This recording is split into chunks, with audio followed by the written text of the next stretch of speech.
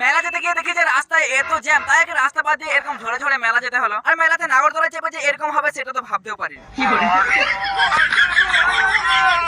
Guys বেলা 2টার সময় ready হয়ে বেরিয়ে পড়লাম, কারণ এখন আমি যাব মেলা মেলা মেলা।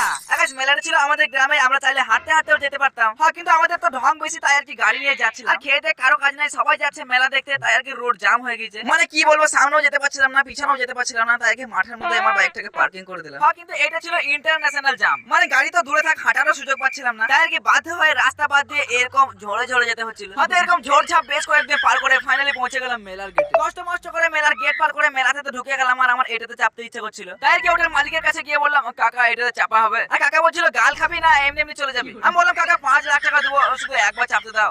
কিন্তু তাও সুন্দর করে অপমান করে দিল। তারপরে আবার কিছু খালামা মাসিমা আমাকে দাঁড় করিয়ে তাদের সংসারের সুখ দুঃখের গল্প শোনাচ্ছিল। তাই আমিও কিছু কষ্টের গল্প শুনিয়ে সেখান থেকে ঘোড়ার পিঠে চাপতে চলে গেলাম। আরে